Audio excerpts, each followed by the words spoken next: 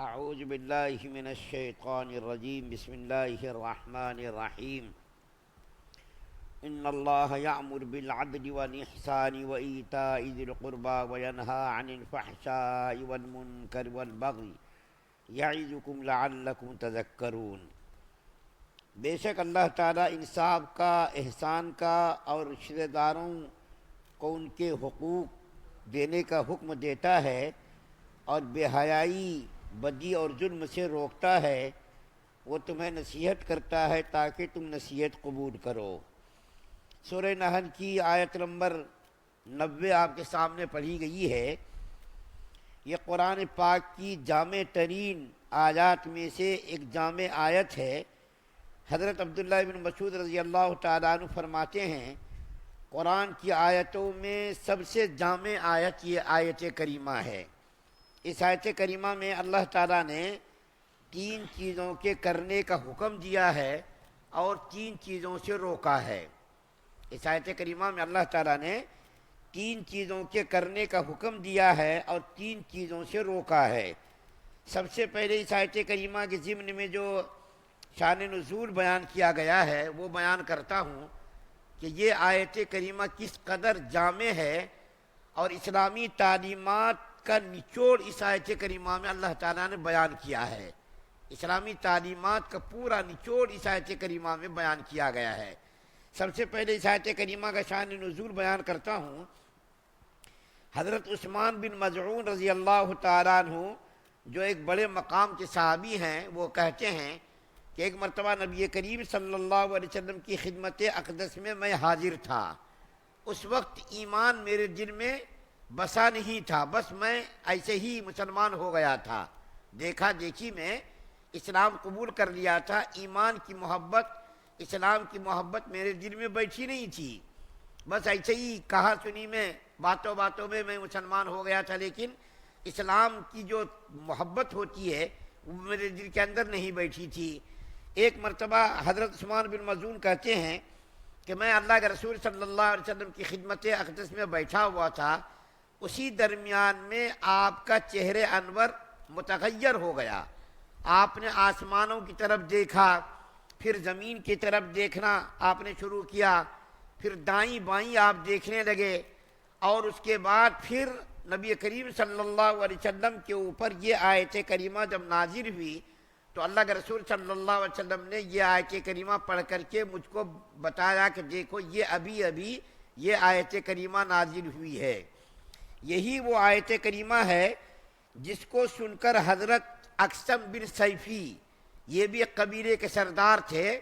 یہ کہتے ہیں کہ جب نبی کریم صلی اللہ علیہ وسلم نے دعوی نبوت کیا تو میں نبی کریم صلی اللہ علیہ وسلم کی خدمت میں حاضر ہونے کا ارادہ کرنے لگا، تو میری قوم کے لوگوں نے کہا کہ آپ بڑے آدمی ہیں، آپ پہلے مت جائیے، آپ کسی آدمی کو بھیج کر کے معلوم کیجئے کہ دعوی نبوت کرنے والا آدمی کیسا ہے، اس کی حقیقت کیا ہے، اس کے بارے میں تفصیلات پہلے معلوم کر لیجئے آپ، اس کے بعد آپ جائیے۔ چنانچہ اقسم بن سیفی رضی اللہ تعالیٰ عنہ نے اپنے 2 قاصدوں کو تیار کیا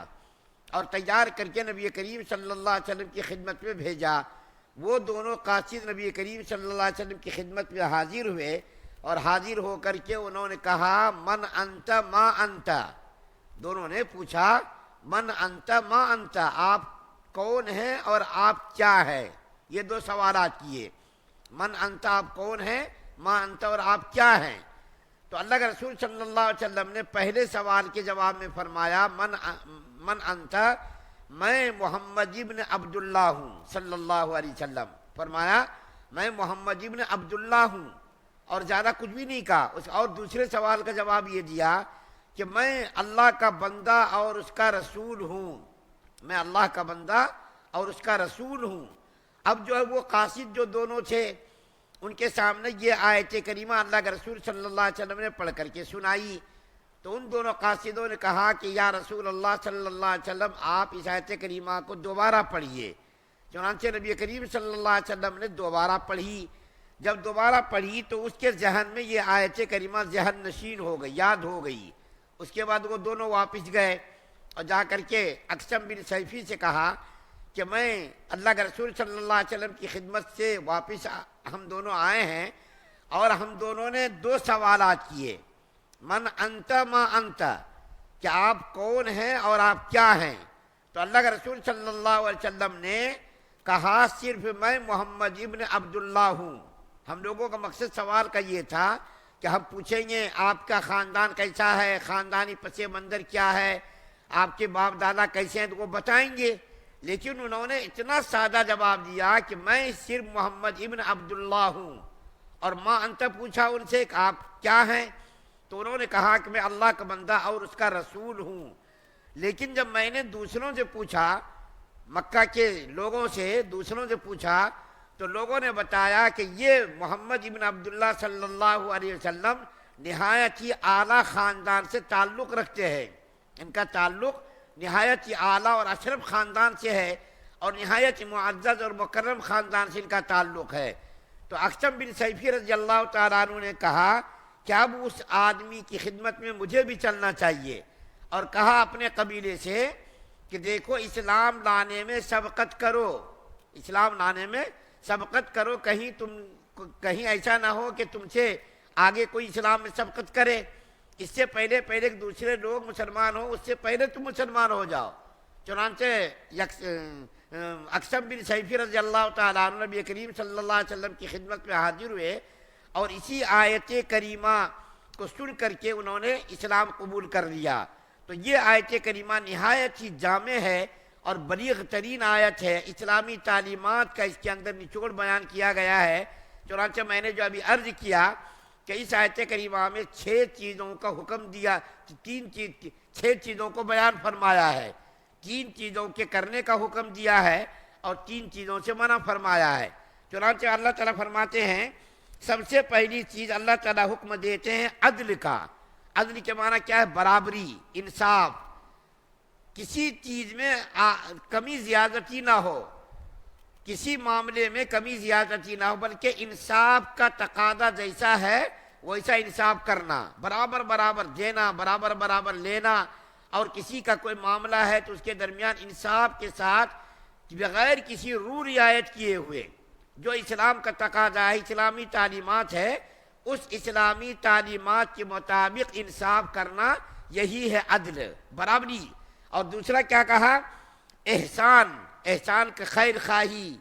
کسی کے ساتھ خیر خواہی کرنا، یہ تو ایک ہمارے یہاں مشہور جملہ ہے، احسان کرنا، کسی کے ساتھ بھلائی کرنا، خیر خواہی کرنا، لیکن شریعت کی اصطلاح میں احسان کے ایک اور معنی ہے، وہ یہ ہے کہ اللہ کے رسول صلی اللہ علیہ وسلم نے فرمایا، حضرت جبریل علیہ السلام نے پوچھا تھا مل احسان، یا رسول اللہ احسان کے بارے میں بتائیے، تو اللہ کے رسول صلی اللہ علیہ وسلم نے فرمایا تھا احسان یہ ہے کہ تم اس طرح اللہ کی عبادت کرو کہ اللہ تعالیٰ کو تم دیکھ رہے ہو، اس طرح اللہ کی عبادت کرو، اس طرح نماز پڑھو